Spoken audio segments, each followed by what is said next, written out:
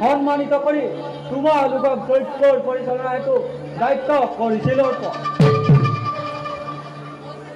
সেইখিনিলৈকে ঠিকেই আছে। দৈত্য হ'ল সমাপন। তোমালোক আহিলা নিজ ৰাজ্যলৈ। জ্যেষ্ঠ কৌৰৱ দুঃশাসক আৰু এই যদি দুদিনমান থাকি ইন্দ্ৰপ্ৰস্থৰ শোভা চাবলৈ কৰিলেও লৈ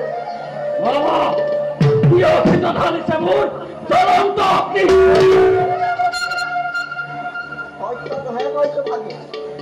অংগৰাজ দুইজনলৈ সৃষ্টি কৰা ইন্দ্ৰপ্ৰস্থ সঁচাই অনুমতি।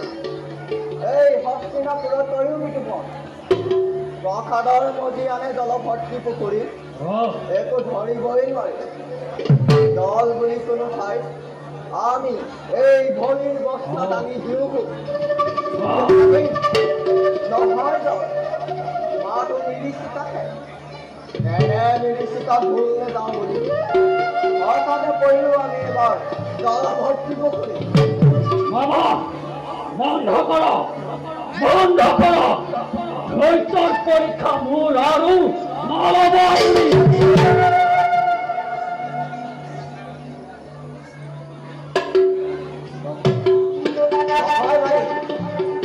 অংগৰাজে সকলো কথা জনা উচিত। কিন্তু মিথ্যা কথা নাই মই বুজিছা অংগৰাজ। যেতিয়াই কৰিলো আমি কিনিও জলভৰ্তি পূজাৰ পূৰ্বে উঠাৰ পূৰ্বে হঠাতে শুনিলো আমি আকাশ হিৰমণি।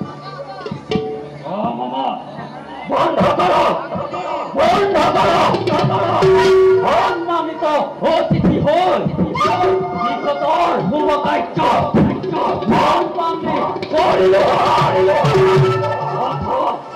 প্ৰতিদান দিলা মোক অপমানেৰে। ইন্দ্ৰবাণী শুনিলো মই পাঞ্চালীৰ পৰা অন্ধ বুলিব কৰে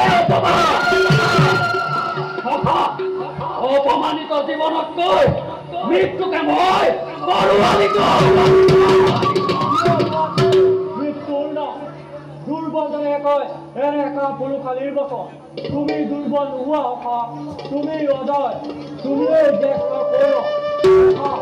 তুমি এই অংগৰাধ সেইবাবে পৰা নাই মই পাহৰিব পাণ্ডৱৰ অপমান ধৰ্ম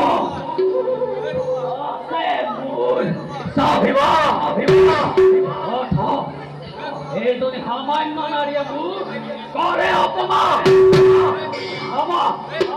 পাণ্ডৱৰ ঐশ্বৰ্য দেখিবলৈ চলি পুৰি মৰা নাই এতিয়াও এই দুই কৰ্ণত বাঢ়ি আছে সেই অসতীৰ চাইছিল পাঞ্চালীৰ অপমান জানো তোমাতেই তুলিত ভাগি মনত পেলোৱা অংগৰা পাঞ্চালৰ হয় অংগৰা তৰা নাছিল জানো অপমান তোমাক পুত্ৰ বুলি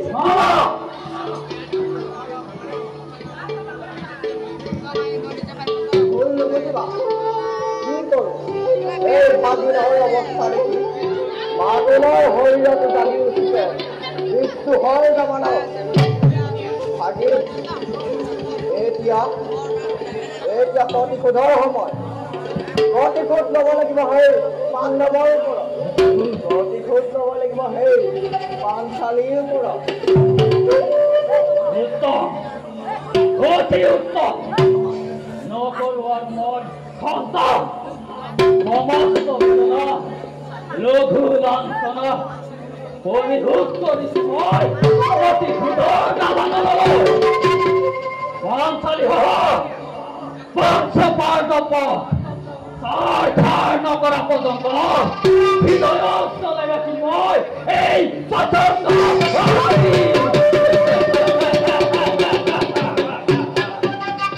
মামা কেনেদৰে লগ প্ৰতিশোধ তাৰ দিয়ক উপায় চিন্তা নকৰিবা দুৰ্যোধন সেই সমগ্ৰ ঐশ্বৰ্য যাক লৈ পাণ্ডৱে কৰিছে গৌৰৱ সেই সকলো কাঢ়ি আনি মই তোমাৰ এই চৰণত কৰিম অৰ্পণ তুমি মাথো সৈমান কৰাব লাগিব মিঠা ধৃতৰাষ্ট্ৰ অনুমতি গতি দিব লাগিব যুধিষ্ঠিৰক খেল